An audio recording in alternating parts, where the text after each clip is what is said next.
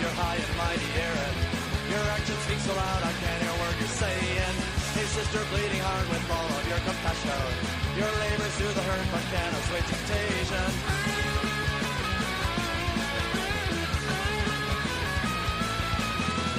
Hey man of science with your perfect rules of measure.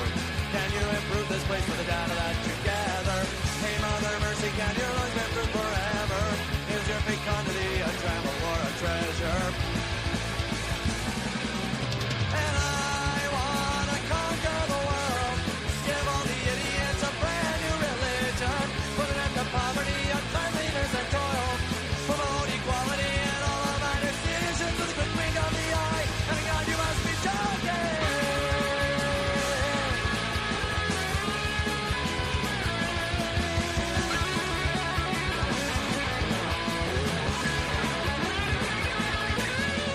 Hey, Mr. Diplomat, with your worldly aspirations. Did you see your children cry when you left them at the station? Hey, moral soldier, you got righteous proclamations and precious stones to fuel your pulpy conflagrations. And I wanna conquer the world. Give all the idiots a brand new religion. Put an end to poverty, uncleanliness and toil. Promote equality and all of my decisions. I want to conquer the world. Expose the culprits and feed them to the children. Do away with their punishment, then I'll save the whales. We'll have peace on earth and global communion. I want to conquer the world. I want to conquer the world. I want to conquer the world. I want to conquer the world.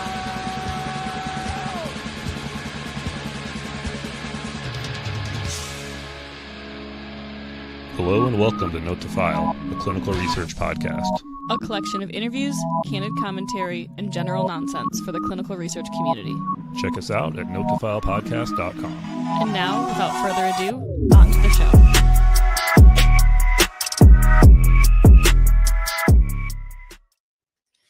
All right, guys. Hello. Welcome to another Note to File podcast. Today, it's Friday the 13th, extra spooky day. Denali, how's it going? Good, man. Third time's a charm getting this group together. I know. And before we start, do you solemnly swear to tell the truth, the whole truth, and nothing but the truth? So help you, flying spaghetti monster. Can I plead the fifth? You gotta unmute, D. We've got, we could have gotten our wigs and you could have gotten your robe. I'm just saying, I'm all for a costume dress up. That's true. That's true. Before we start, I want to start. You guys are both well known. Thank you so much for coming on, Darshan and Edy. If you guys don't know them, I think I've done multiple podcasts with both of you in the past. So I'm going to skip the intro. Have we done a podcast? I don't know. Not together. I don't think we've done it together, but No, been on not- Note to File. I've been on Note to File. at all. I would never remember that. I did a bunch that on yours actually, Darshan. Oh, yeah, there we go. Several years Shut ago. up about that one. I forgot that happened. Womp womp. Gotcha. You were that important, Brad. You're really So not memorable. helping. Yeah, I really, really appreciate that. Somebody saying. As he's thanking us for being awesome and coming on. Yep. Well, I want to start out with. Again, I'm going to skip the intro a little bit, but Darshan, what was really the catalyst in your white hot seething rage against clinical research sites? My white hot seething rage. I don't have any white hot seething rage against clinical trial sites. I already have Hannah responding back, saying that she has concerns. So I have feedback. But wow, I haven't even started yet. Look what you started. See, Friday the 13th, Baba Yaga. Like, this is like perfect. Like, this is perfect. So I don't. Let's be clear. I have nothing against clinical trial sites. I just have a problem that I have to play devil's advocate. There's no situation in which I cannot go, well, have you considered? Because I'm doing a bad job as a lawyer if I go, everything is hunky-dory, everything's going to end up being okay, because that means you are not getting all perspectives. If you get all perspectives and you choose to do whatever you think is right, absolutely fair. But I really, really detest echo chambers. I also think You're in the wrong No way. industry, my friend. Because that's what we got. But I think that, Depends on like, where you are. I This is go to all different versions of this, and I get different echo chambers, but I try to bring them together. But this is where I think it's a little more common. Like if you're going law firm to law firm, lawyer to lawyer, or like Darshan and I are in the background talking about something, the first words out of one of our mouth might be, I actually totally agree with what you suggested. However, and then we're going to launch into all the devil's advocate. And like if he does it to me or I do it to him, it's not like we don't get annoyed, but I know he's not doing it in the sense of you're wrong, let me argue with you. But I think that gets very quickly lost when you're not in a lawyer to lawyer moment, right? Like we're super used to arguing with each other and walking away totally good because we know why we're doing it. We're trained to do it. You have to see all the areas. You do that to a not lawyer, you do that to someone who's not prepared, or doesn't normally interact with lawyers. They're like, you just cross-examine the shit out of me. Why are you being a jerk, right? And so that's like that clarifying factor. You know what I mean? Of like, this is well intended. What is Hannah saying here? We have literal feedback, as in stereo feedback, which I can't hear. Are you guys hearing any echo or on your end? No. I'm not hearing any either. Sorry. I'm so sorry, Hannah. Hannah, actually. You're what? That Yeah, why did you have to jump to negative conclusion that she was in some way, trying to argue with you? Because he's Clear, not though. like this is what he does. I do have to clarify, everything that Edy said is true, but she's wrong. I mean, So we're seeing this play out in real time. Typical. I mean, there's no situation in which I am wrong. At your worst case scenario is I've given you a perspective, but none of those situations is I'm wrong. On the other hand, with Edy, I can't say the same thing. Oh my god, I love it. This is why working together is so much fun. The best is when we're doing this in front of our team and you can just see them like getting quieter and they're shrinking. And then I think they're probably falling asleep and they're like, just wake us up when you guys reach a conclusion. But there's totally times that, to be fair, our team's like, you guys are like not mad at each other, right? And we're like, no, not at all. Why would we be mad at each other? Like, well, you guys were kind of like really going after it about this point this morning. It's like, no, we just don't see it that way. Do you know what I mean? Like that's not how you view it at all. But like in fairness, I think it's an industry that probably lacks sometimes some good pushback against various, and I don't know, it's both sides. Like I feel like at the site level, this is kind of what we deal with CRAs. Like they can't really argue with us, but they can kind of give their thoughts, right? And eventually nobody's right or wrong per se. You end up as a site defending yourself the best you can. So, you need to. In fact, Brad, that's exactly why Edy and I started doing a segment where she takes on the site's perspective, I take on the sponsor perspective, and we argue it out, not because we necessarily disagree, but I feel like these arguments happen at point conversations each time. Mm-hmm.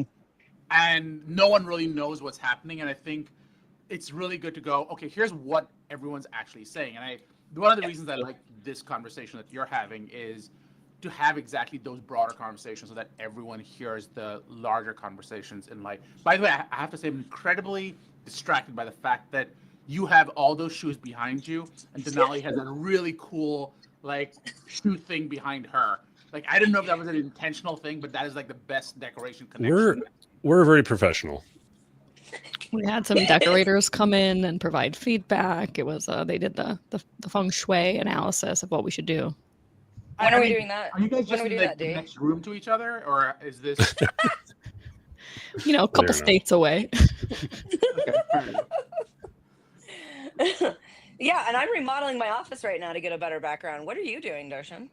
Well, I'm looking at you being. I think Al Qaeda captured you. I know, right? I hate this curtain. I hate everything about it, but it's temporary. I swear. Osama was a big fan. I've been saying this for a year. You're terrible. Have you seen? It's that, or you're gonna get a terrible glare. Have you seen the? It's like the lion with the cub. Wait, what? Oh, it's like, wait, what now? Oh yeah. I don't know who said that. It just also, what's up? It's Damien Hall. What's up, Damien? Okay, hey Damien. That's awesome. I like it. That's a very, very good. That's a very, very good analogy. I like it. It is a good analogy. Who's a good cub? Hey, I am not the cub. I am not the cob. My son was on earlier trying to talk to Darshan when I was trying to talk to him about something today. And he goes, Mommy, your boss. Mommy, your boss. And I was like, don't let his head get any bigger. Don't say that. Like, don't do things like that. But I assume you didn't call us on to just like bullshit. I assume there's going to be legal conversations happening. No, not really. I just called you guys on to bullshit. That's what I have enough. We have enough boring conversations on this show. This is to mix it up a little bit. No, I do. Okay. So I do want to point out like questions. I feel like people in the audience would have some questions. I know people had reached out beforehand that were curious about some And we'd things. love to take some of those for sure. Absolutely. Yeah. So Start if you're putting out those in the there chat. and you got questions, let us know. Whatever they say definitely constitutes legal advice. And medical. I mean, And he's a medical. pharmacist, Medical. so and definitely medical advice, too. financial and any Yeah. other kind of life advice. Yeah. Well, here's a question while we wait for people to ask questions. What is Denali doing? Because we both know, well, we all know that she's now changed roles. She's now all highfalutin. And we all know that this just means that she's now rolling in the dough. Yeah. We know Brad's going to get an inappropriate number of studies as a result of her role. I have no idea what she's doing, just to be I clear. wish that were the case. We also know And then that I have a question after that. the Kulkarni law firm is about to get a whole bunch of legal work. Yeah, Is weird that how really that what's about works. to happen? I'm literally. This would be amazing if I knew her actual job, and whether or not she had the ability to dole any of this out. But I'm just asserting inappropriateness just so I can get something out of it. Yeah. All those things are going to happen. Just that's it. That's all it is. Just all of them. That's All, it. yeah, no, none of Just all of those. None of those things. Sorry. Brad's gonna have to return his boat, and I don't know. Rescind your offer. That sentence ended really well because Brad's gonna have to return his boat. I was like, wait, what? What is he gonna? Return his boat. Yeah. I heard balls for a second, and I was like, what are you taking away from him, and why? I was like, where are you going with this? I'm so curious where you're going with this. Yeah. Like, Nope. None of. Didn't see that one. I was thinking toy boat, but We're like, gonna no, get the- that was not the what that E rating. was. No, I thought maybe No. I thought once she got such a important role at Viva that we would be rolling in Viva money. Right? And It should be Viva, at the very least, a sponsorship. I did, Right? and in fairness, they did sponsor the podcast at one point, and I think I'm the one who was like, I'm good. So No, but I am super excited. I will I'm say not when I above saw the sponsorship. announcement.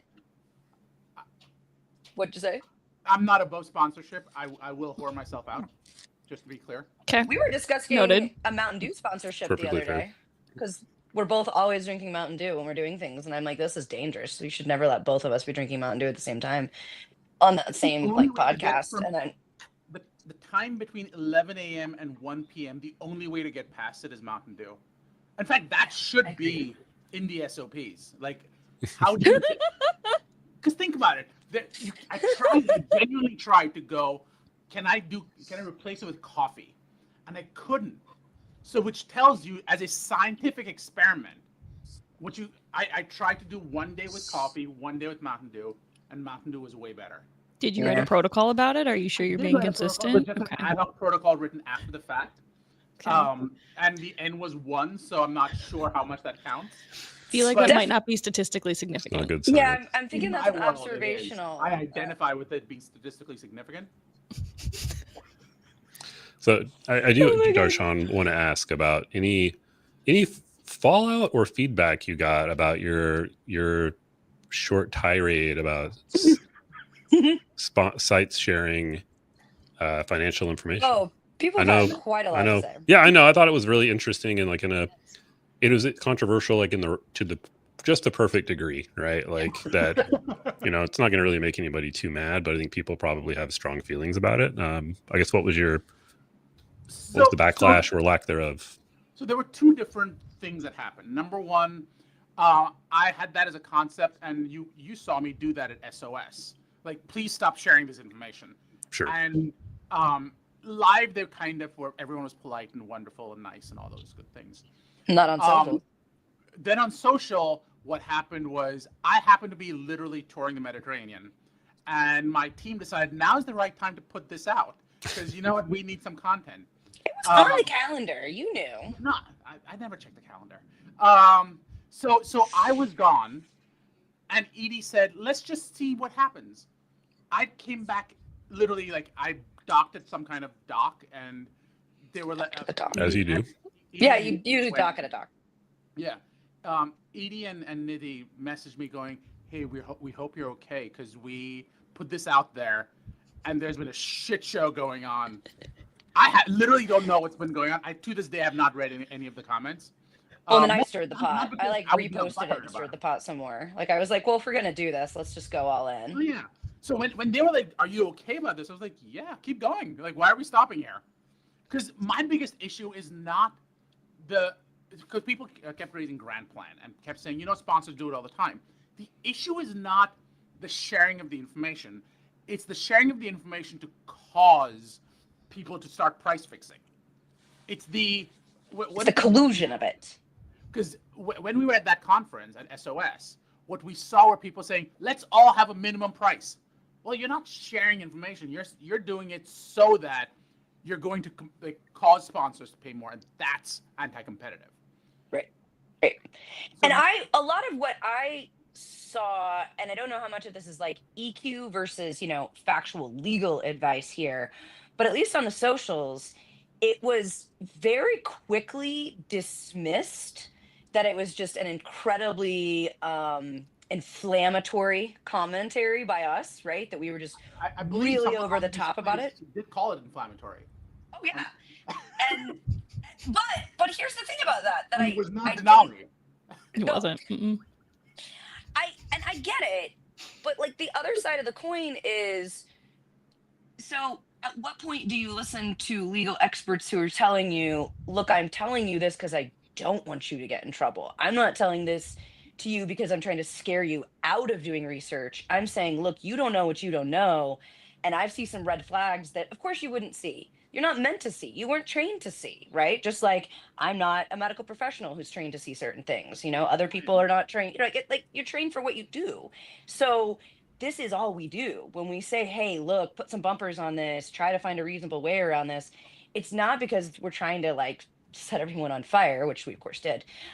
It's far more of, no, there really is a legal principle around this. And to be fair, since that whole shitstorm hit socials, there's a new OIG opinion that just popped out, which of course we're nerds and we read and like dissected and briefed together. Yeah, he sent it to me and was all like, this is important. So then I brief it and he's like, you're a nerd. I was like, you sent it to me. What was I gonna do? Of course I read and briefed it. What do you do? Anyway, the point is, it basically was slightly overlapping with this exact topic. And it was someone essentially going to OIG preemptively and saying, here's the situation I'm in. Half of me says this is anti-kickback and half's not. Before you continue, people may not know what OIG is. Do you want to tell them what that is? Yeah, Office of Inspector General. So this is going to be, of all the acronyms that we have out there, this is your most prominent, alongside the Department of Justice, which they are aligned under. This is your most prominent enforcement agency for anti-kickback. They're the one who holds the bag and comes after, regardless of if you're in clinical trials, regular clinical care, et cetera. It's their regulation to enforce, because it's actually, long story short, born out of a Social Security provision. So it's not like anti-kickback was put in place because of clinical trials. It really didn't originate there. But to be fair, when someone realized, and I remember everyone buzzing around in the legal community when this happened, it was like maybe 09 or 10, I'm sure you remember it too, D. Like when people put two and two together that technically a clinical trial would fit the criteria to be subject to this regulation that no one ever intended to cover clinical trials, are we suddenly subject to it or not? And OIG and CMS went, yeah, actually you are. We weren't trying to sweep you up on this at all, but yeah, now you're here. So yeah, you're stuck with us. And so now it is this issue. It's not often enforced. So that was but if going to it be my wasn't- question. Like, what's the actual risk Oh, versus yeah. perceived? Would you? Right. Would So you it's all me to about show you the volume list? versus impact. Volume versus impact. So the quantity of this happening exceedingly low. When it happens, you close forever. That's the deal. So it's one of those very low volume, but the impact is, I mean, it would shut down your research site, Brad, completely. You wouldn't do business again. You'd probably have to go into a corporate integrity agreement with the OIG. And then that's worse than having to disclose a warning letter to every single sponsor that wants to work with you from there on out. And those usually last several years. It's not pretty. And so that's why when we say it's bad, it is. Like if you get caught doing this, you are fucked. There is no nice way to put it. But is it something you're going to see in the news every day? No, absolutely not. You're not. I'm And gonna that's it. Go question ahead, a share. bunch of things you're saying. So first of all, you are absolutely going to see this in the news routinely because the DOJ has said that they said everything else we don't really give a shit about. Healthcare fraud, we do give a shit about. And you're seeing a bunch. Literally in the last week, I've had 2 separate clients call me going, FDA reached out to me going, we have concerns about fraud. And I'm dealing with it right now. Can you throw up what I have on my screen? Yeah, someone who asked me Denali, you asked, does this get enforced? How's that for you? And this is, I can bring up like clinical research up here. Yeah. And I think that's the other part that's really important for people to understand. It's not just financial punishment. They can put you in jail. Now, granted, this is outright intentional fraud, right? So there are varying aspects to how this works. This is happening all the time. This is 2018. There are cases from this year, multiple cases from this year. Right. So now, but I also think you need to go apples to apples too. Yeah. Like, how often What kind of fraud is this? Like, what are we looking at here specifically? And how often right? is it happening at like an independent research site versus a very large conglomerate? Routinely at independent research sites, more at independent research sites than at larger organizations have checks and balances, which you have are mistakes there. Independent research sites are running sort of leaner, so they don't have those checks and balances. So you're seeing these problems come on. But what kinds of fraud? Like, are we still talking about exactly what we saw at SOS in terms of not actual price fixing? Yeah, I see you see cases of, people basically straight up falsifying data or creating patients that don't exist. But I mean, that's a far cry. Well, I would say a far cry from the perception of, collusion or price fixing, which seems, it still seems a little bit of a stretch. But I think we've answered the question, by the way. Yeah, Nelson, I think we kind of already addressed your question. Let us know if you have a follow-up. But there are dozens of this. I mean, I can literally pull it up. But I know, but okay. But the other side of that coin is you have to say dozens out of how many? Like you're making dozens. Happening, but you don't have to. It's like saying how many people were speeding before you caught them. Well, you don't have to catch every single guy who's speeding. You're making a point here. Right, but that's also where we're saying, like we've said before, this is a low volume, globally high impact risk. Like if you compared the number of these cases to the number of independent sites, large conglomerates, clinical trial sites, your percentage is still going to be small. It's not like we're having a 50% or a 70% or something astronomical. You're still in a very small percentage. Now, is the impact of when it happens catastrophic? Oh yeah, absolutely, right, as we're seeing. So, but like to come back to the speeding example, though, I mean, it's not like if I'm going like 5 miles an hour, like 5 miles over on like a 70-mile highway versus me going like 45 over on a residential 25 in a school zone versus me going 2 miles over in a residential school. Like there's such a varied of like risk and impact of that going wrong, right? So it's like, it seems like it's pretty varied, like compared to what was happening versus like making random shit up is going to be varied. So that's going to be, wait, he's talking, Nelson's going to price fixing. So you don't have to have it in general. I mean, we can make a whole thing about it. The issue is not whether it's been applied in clinical trials. It's whether they decide that that's an area they want to focus on. If we agree that there's price fixing, then the question is just have they applied it to clinical research or not? And there are dozens and dozens of price fixing examples. But I think we moved past the price fixing and we're now in the fraud portion. The other element that I am raising, which I'm surprised no one talks about, is my sort of the hill I keep dying on. And Edy and I disagree on this, but I think it's an important. Oh, you're not going corporate practice in medicine, are you? That's exactly where I'm going. Yeah, I'm curious to hear about this. I am too. I'll go there. I agree with you more now than I have in the past. Oh, really? Okay. So here's what it comes down to. So give the background around this, because there's going to be people listening who don't know what this is and what you're talking about. I know what CPO is. So the key piece is, in most cases, in most states, there's some law that says only doctors can own any organization that does that's engaged in the practice of medicine. Most states have some version of that outside like a hospital or the like. The question then becomes, is a research site engaged in the practice of medicine? If you look at Texas, Texas specifically calls out that research is the practice of medicine. Many states do not necessarily call it out. However, what they do, they don't exclude it either, first of all.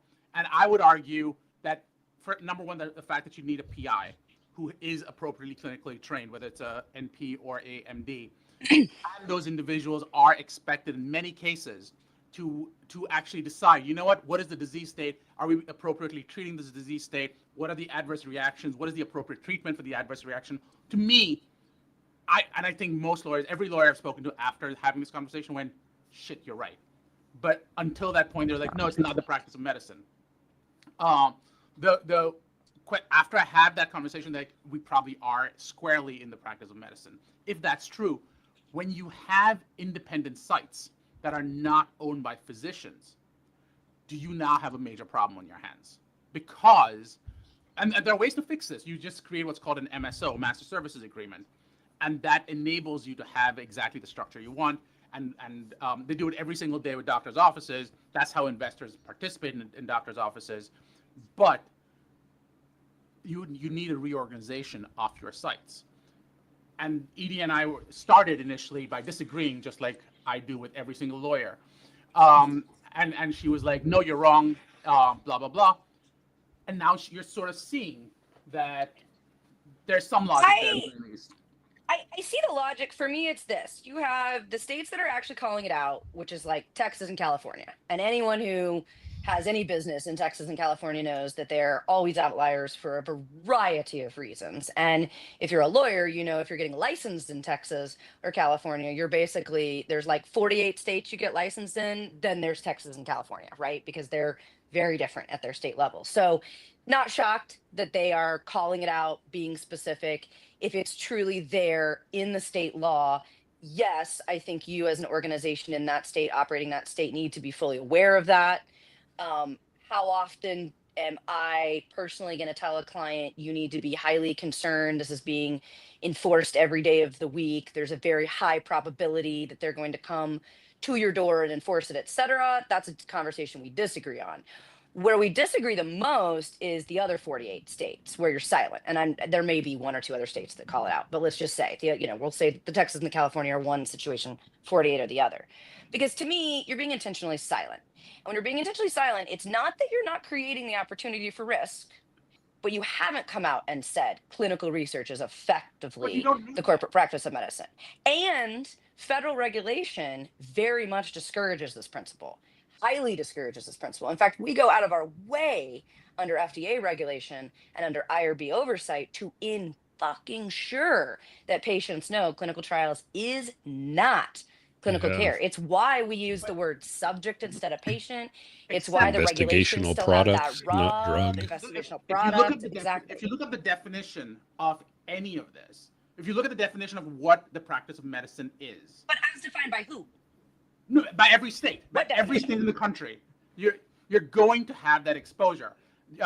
It says if you're engaged in cure, treat, prevent, diagnose a disease state, whether I don't care if you say that I'm not treating you. Fact is, at the very least, you're diagnosing. If you say I'm not treating, but there's an adverse event and I'm deciding.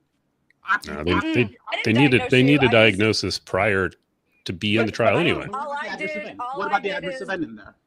Now that's an interesting one. The adverse event is interesting. The adverse event I can have a conversation with you about, but not the diagnosis or prevention piece, because your eligibility criteria, you have to already come and meet the standards. I have nothing to do with that diagnosis. So first of all, we can agree that the diagnosis at the adverse event level, we already have that problem. Then following the actual protocol still requires a determination every single time what is happening with the patient. So there is that what is in the best interest of the patient conversation that's happening, which is the practice. I'm saying you have a very contradictory situation between federal and state here, in which most of your sites, to be fair, are far more concerned about the feds than they are the state level, and rightfully so, right? I'm not saying state doesn't matter, I understand that. But the reality is, most folks are going to die on the FDA or IRB mountaintop, not some state law mountaintop, especially in Oklahoma, Indiana, Arkansas, Wisconsin, the non-hotspot states. And when it's this contradictory, you'd have to have the courts play it out. I don't think it's as cut and dry as you say. I think you can make a very strong argument that if you are going to say, but from a state law perspective, you're in complete contradiction with the federal regulations that govern our industry. I'll give you multiple examples where people selectively choose which law to follow. So if you say that this is not the practice of medicine, then your insurance should not be covering you. You're getting insurance through your medical insurance saying, I'm going to get a rider for research. You can't go both ways. You've got to decide whether it's the practice of medicine that's a rider for that, or if it's not a completely different thing. Every single PI. True. But I also think within their actual medical practice.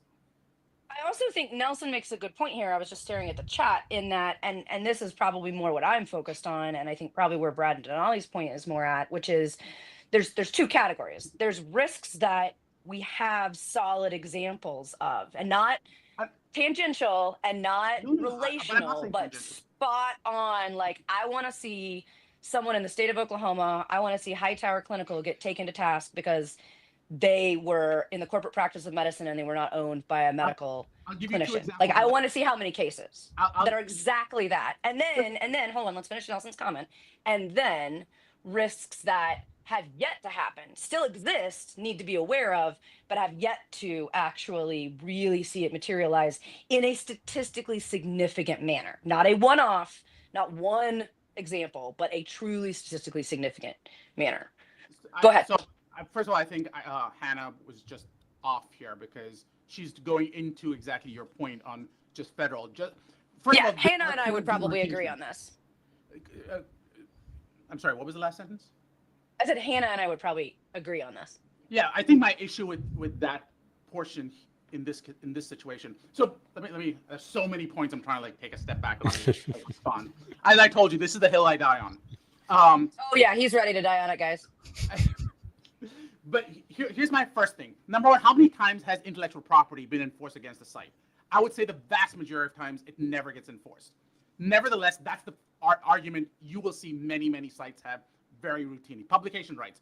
There are tons of things in a contract that are not enforced, but we argue every single time because we want to be clear about what those rights are.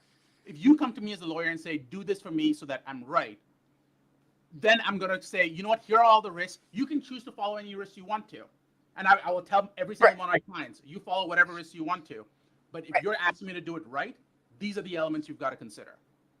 The next portion of this is when something goes wrong. So we talked about licensing, we talked about insurance. Then when something goes wrong, the fact is that yes, stuff happens at the federal level. Disbarring also happens at the federal level, but at the state level, you still lose your license. If this was not the practice of medicine, you would not lose your license, but you do. So you can't have it both ways. You can't say that this is not the practice of medicine and then go, well, I still lost my license to practice medicine. It doesn't work that way. Pick one. But let's get back to Nelson's question, which is where's the statistically significant in on this? Because we're going to spend an hour on a clinical research pod dissecting this in great detail. And the reality is most of the folks who are on this chat, this is not their main concern in life. Let's not discuss IP either. Let's not discuss publication either.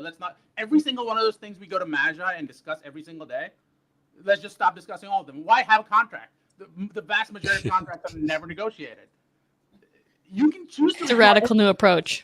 Out the door, no contracts. But, you heard it here. But I know, right? New again. I don't think we've answered Nelson's question. What is the question? I'm going to press you on this. Okay, go ahead. Where are the exact examples that are statistically significant showing enforcement at state level about corporate practice of medicine on clinical trial site ownership? No, I just literally showed it to you. No, exact examples. No, hold on. Examples. I am giving you the exact example. The exact example is that when you lose, when you are disbarred, you lose your license. That is an exact example. It is by definition. We want an actual enforcement example. We want a case. What, losing your license? I'll give you like 50. No, over the corporate practice of medicine at a clinical trial site. But that's exactly what I'm saying. If we're saying that you're losing your license as a result of engaging in a clinical trial.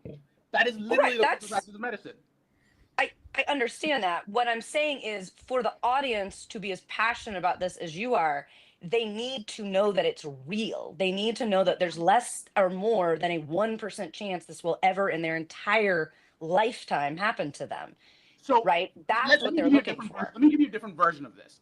Do you think that this, I can pull out 2 examples in the doctor's office, every single doctor's office that you have right now, the number of times they've been called out for corporate practice of medicine, you'd have a pretty low chance. However, every single doctor's office has a MSO agreement. And if they don't, you have major issues. Right. But you can't say that that's the same as IP. We have significant case precedent in the world of IP where giant pharmaceutical sponsors have taken sites and academic medical centers to task. How many would you like to go through? Pfizer, Merck, etc. I mean, I can pull up case law, but not over corporate practice of medicine. They did it at IP level, so you have case precedent there. You don't have case precedent for corporate practice of medicine, or for IP, or for confidentiality. I don't agree with that. I don't agree with that. I am. So what should sites care about? Right? Like, I think we need to talk about things that they're really facing on a day-to-day basis. I know. I think it's fascinating, like philosophically, and like a lot of it touches things that I'm interested in too. Like, the whole, someone else kind of pointed out, patients using, research as their standard of care, getting into the concept of clinical research as a care option, which is something I've, been sort of fascinated by on both sides of the coin. So, I mean, I find the whole thing extremely fascinating from even if it is sort of philosophical at this point. But I mean, if you're a small site, what are the things that like you really need to give a shit about and have tightened up so that you're not going to get screwed?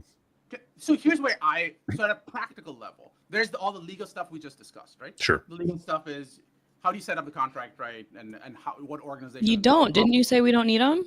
Yeah, you don't get rid of all of those contracts. Why not? Oh, yeah. But ignoring that, here's what most small sites, I'm not talking larger academic institutions, because they have a very different set of like things they care about. They will care about IP. They will care, and they have gotten sued over IP. Sure. I don't know a single small site that's been sued over IP. I haven't done the research on it, but to be fair, I'd be surprised if I'd find even one. But I would care about it when I'm looking at an IP agreement. Having said that, I think most smaller sites care about things like finances. How am I going to get paid? What should happen? Here's the thing I think most small sites care about, HIPAA and privacy coverage. The fact is that every single day it should be an issue. It's not being appropriately covered. The thing none of your CTAs have that absolutely should be in there, because I've done this from both sides of the conversation, where what should happen when the contract is terminated? No one knows what to do in those situations. And I find myself, it's literally like no man's land. And do you pay the doctor fair market value for all the hours he spends at that point, or she spends at that point? Or do you go, you know what, you're just closing up, I'm not paying you anything. Or I'm going to pay you, but after you pay me, after you close out all the queries. Or like, there are like 100 ways to do that. And what should apply and when. And that's never negotiated up front. Can I ask a dumb question that's sort of related to something you touched on there? Sure. If let's say you're me, I have an LLC, I'm doing research with a doctor, just contracted. Am I subject to HIPAA? Because I'm not one of those covered entities? I'm not a covered entity. No. That is my other hill to die on. That is one that actually Darshan and I both will die on, and we both completely are in like lockstep about, is that people do not understand that clinical trials are not actually subject to HIPAA on their face. That does not mean everyone in clinical trials is not subject to HIPAA. So Let me be if very I have clear. a BAA with the doctor, I now am by extension a covered entity? Because you did because you signed the BA and now you're subject to HIPAA. If you don't sign that BA, the question is, are you subject to HIPAA? Yeah, okay. So you have to worry about what's called the FTC rule, not the HIPAA rule. FTC is an anti-competitive rule. So they come back and say, are you fooling the consumer? So it's a consumer protection law. If you say you are HIPAA compliant, whether or not you were required to be HIPAA compliant, now you must be HIPAA compliant. You subjected yourself. Exactly. As opposed to actually doing an analysis and going, are we required, no matter what we do, or if we do things one way, are we free and clear of HIPAA compliance? And if not, and I always like to tell people, like, because people go, well, shouldn't I just be HIPAA compliant? Look, there are a lot of ways to do appropriate compliant data governance and protect sensitive data that don't invoke HIPAA. And also, I feel like it's really important for people to understand what the point of HIPAA was. The point of HIPAA, while it focuses on protecting your data, was much more about portability of your data. It originated because patients were having an enormous burden taking their medical records, which in most states you, the patient, do not own, from one provider to the next to get specialist care, second opinions, clinical trials, et cetera. That was really the intention of it. It's of course trickled down into, you know, a different level of implementation in how it's enforced and how you actually operationalize it.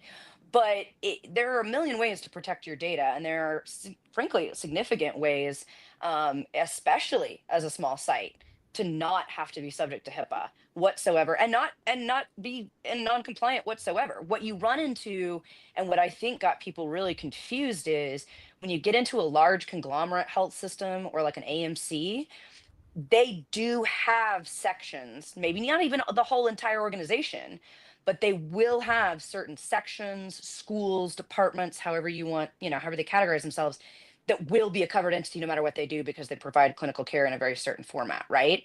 And so because of it, you do see some AMCs or large health systems that go, you know what, I cannot possibly keep straight the 12 that are HIPAA compliant because they have to be versus the 15 sides and departments that aren't. So we're just going to say everyone's going to follow it because that way we can't mess this up. And then everyone goes, oh, we're all subject to HIPAA. Well, And that it's was like, whoa. that was my question. Like, that if you're wasn't doing right. research with a doctor and like or with a health system, what's the chance that they're like, yeah, come in and do our research, but don't worry, we don't have to do a BAA. Like, they're just gonna say like, yep, this is part of our standard agreement, and then you become it. No. Right. No. And I'll tell you why. Okay. Because this is one of those scenarios where I go, you know who really wants the research done? The sponsor. You know who goes out of their way to make sure that they're not subject to HIPAA? The sponsor. The sponsor. And I do this every single time with sponsors, and I go, do you really want to be subject to HIPAA? They're like, heck no. I will do anything I need to not be subject. So why are you, as the site, who's not part of this engagement, going to subject yourself to those rules? You are going to take that exact data and give it to the organization that you know is not HIPAA compliant. So you've got to set up your But process. I think that the other side of this coin is, and I agree with you legally, like, fight it. You absolutely have the precedent to fight it. Having said that, Have you noticed we don't there's agree on also anything? there's also the EQ though of, are you gonna lose a deal over that?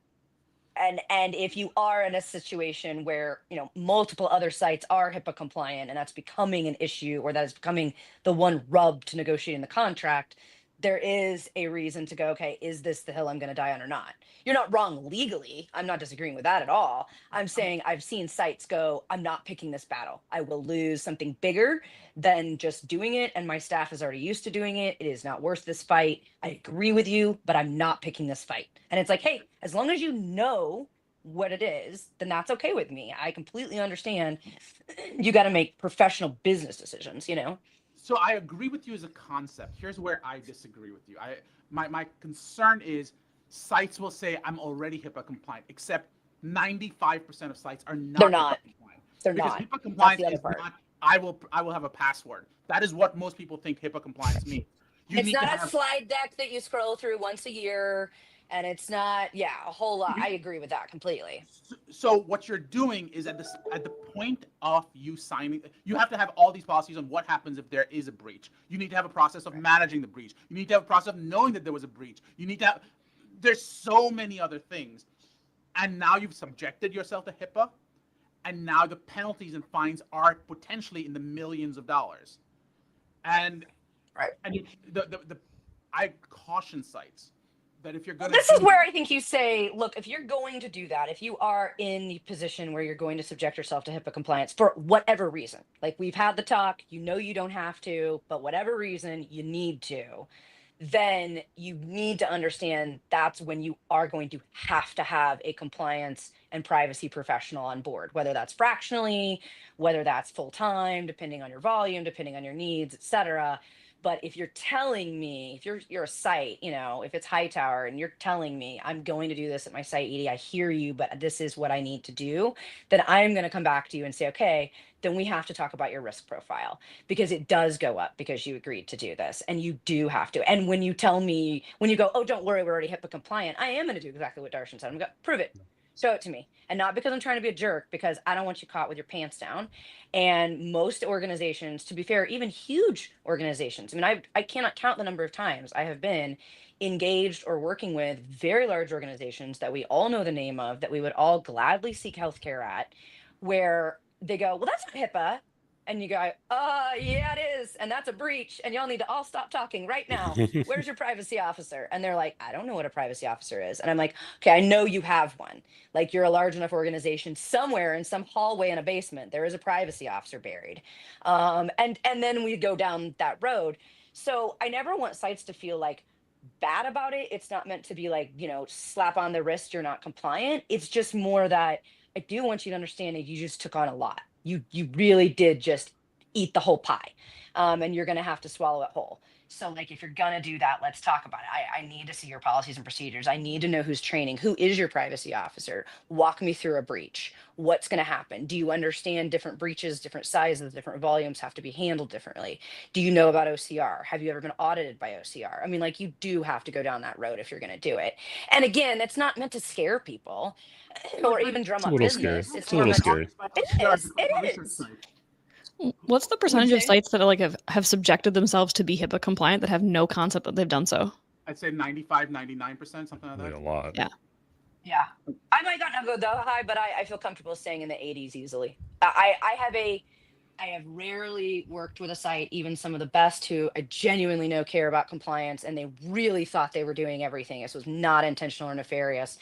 I have seen very few where we've gone in at any point and gone, you know what? Damn, you are killing it. Like, you've got this buttoned up. Good job. It's very rare. And like I said, that's even large academic medical centers and sites. I mean, it's very, very, very rare that this is really done right. Part of it is just a lack of understanding what HIPAA is and is not. There's been so much almost like hand-me-down telephone information. It's kind of like regulatory compliance and research, where everyone goes, well, the IRB will never approve that. Why? What regulation is that based on? Well, Bob, who did it for 20 years before me, told me that Sally, who worked here before him, said that the IRB will never approve that. Oh, okay. Well, that's not really how that works, but okay. So you know what I mean? So, like, I think that's part of it too, is now there's just so much misinformation around HIPAA, and it's so permeated that folks also really believe they're compliant when they're not, or they really think that you are. It's a bit like the corporate practice of medicine to some degree, although I do think there's more statistical significance there around how often is it enforced. There. No one's ever enforced anything in HIPAA against sites. Why would we care about HIPAA anymore? Let's stop doing that too. I mean, we just saw not too long ago a big breach from fairly large site network. Site network, but did you see any OCR holdings and stuff against them? Because I haven't seen that No, yet. that's what I'm saying. No, I mean, I didn't see any kind of stop that too. You know what? This enforcement. privacy thing, let's stop it too. It's a wild, wild west is what we're learning. We're just going to pull it all back. Keep it all on a handshake and. Wait! I'm not even suggesting we do a handshake, because you know what? I'm not okay with this. That's fair. That's a good point, actually. Not even like a text message. No, then it's in writing. You certainly don't want that. What's wrong with you? I think it is hard though. Like, you know, I've tried to go read the common rule whenever I have things come up that I'm like curious about at the site level. Things like you know, read that? I've read that, but how to like to what degree can I review charts without a waiver of authorization? Oh, that's a huge one that people do not understand. Well, oh my gosh, I've read it a million. I've read it a million times, and I don't know that I understand it quite correctly. It's a really, really big one, and it's another one that it's not about you being, you know, a site in your infancy or not accomplished or not credible or not large or anything like that. It's very misunderstood. I'm very the amount of times accomplished. you see, I like the amount of times I've seen even within a huge conglomerate or like health center AMC where they really like are starting to share amongst colleagues and peers, and I'll just go to the EMR and dig this out because they were my patient, so that's totally acceptable. And you're like watching the entire compliance team like crawl under the table and start like sucking their thumbs and crying because they don't understand. And it's not so much at a compliance level that we don't understand it. There's usually policy and structure around it at your larger organizations. It's that they're so large and so far flung. If they don't know about these policies, they, as a common sense rule, think that they're in the right and they don't check. So it's a I don't know what I don't know component. I don't feel like it happens quite as frequently on a what I would call independent research site, like unattached research site level. I don't know if Darshan agrees or disagrees with that. He disagrees. Only because Thank you. yeah, we I could don't probably know what say you he said disagrees. properly, but I appreciate But you. yeah, he's just gonna disagree. But no, I say that because you're oftentimes when you're in a position like in a smaller research site, how you're going about obtaining the patients or the referral data is slightly different. You're not already tied into some massive epic EMR or Cerner as a part of some hospital system that you're attached to. So it's just a little harder, frankly, for you to break that rule. Doesn't mean you can't do it. Trust me, you can. It has happened, I'm sure. But it's a little more prevalent when you as a site are somehow embedded with an EMR and a clinical care program. Because I think that for the providers that don't know better, I think for them, they just think, well, I already own the clinical care records, right? So why can't I go digging in them? If Darshan's my patient and I'm a healthcare provider and we're in the state of Indiana, his medical records are the provider's property. And so why can't I look in that? And I know Darshan, I know if I had a clinical trial that would improve his quality of life, he'd love for me to tell him about it. I'm just trying to give better, service and attention to my patients. That's not a bad thing. And so it becomes this like common sense, rationalized, I have good intentions, but the problem is no one's standing there going, yeah, that's not actually allowed. When they consented to be in your EMR, they did not consent to be reviewed for a clinical trial. They did not consent for their data to be shared. They did not consent for your resident to go through and do a chart review. All they consented for was, I'm here today for this appointment for this clinical reason.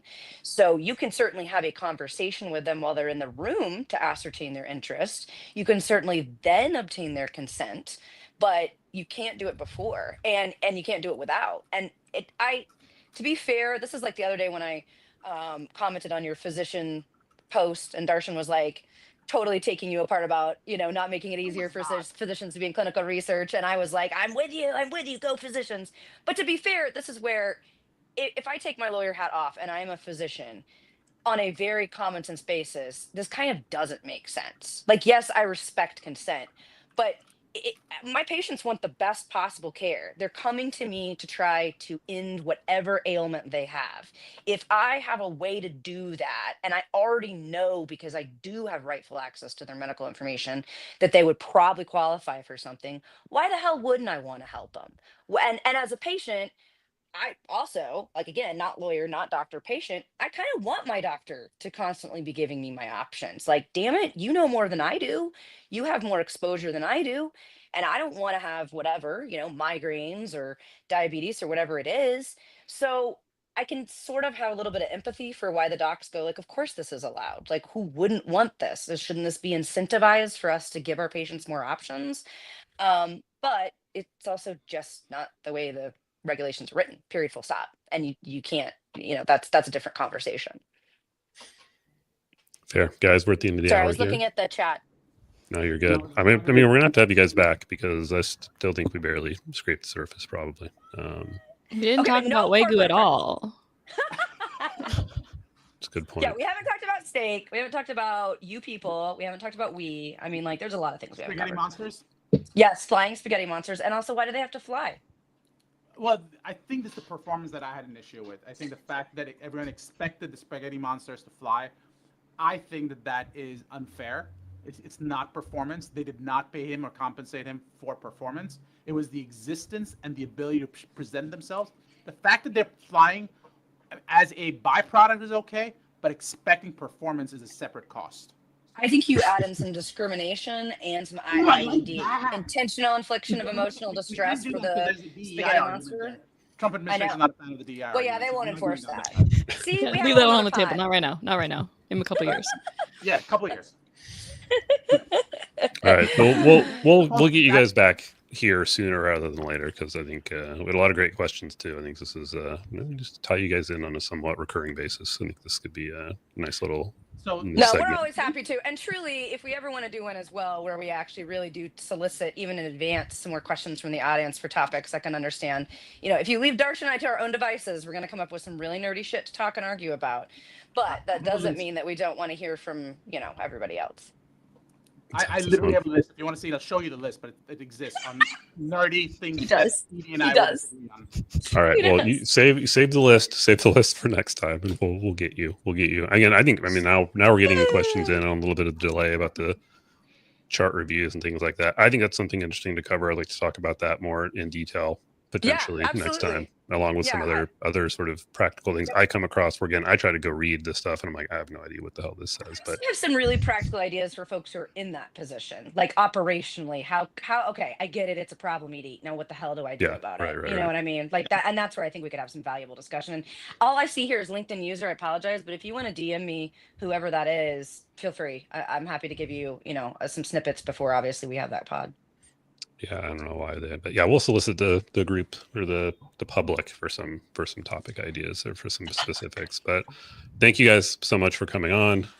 Who do we have coming up next week, Denali? We have a couple of folks coming up next week. We have the reschedule of Dr. Califf coming on Tuesday. That's gonna be a good one. If he shows up, he's trying to big league us last time, just not showing up.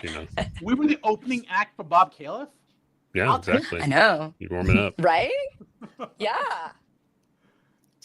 Yep. That's badass. And That'll be awesome. I can't wait to have that one. yeah, that's going to be a fun one. And then we also have Laura O'Donnell from GSK joining to talk about nice. site Finally. engagement So later in Laura the week. is the closing act for Bob Califf. Everything's now centered around That's this. right.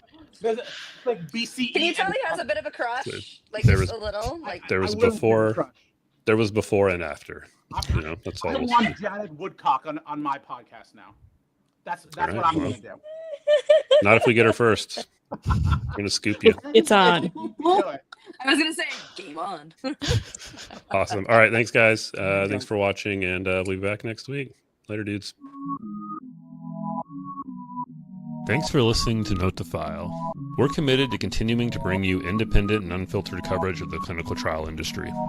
We want to talk about what you want to hear. So if you have something on your mind, hit us up at notetofilepodcast.com.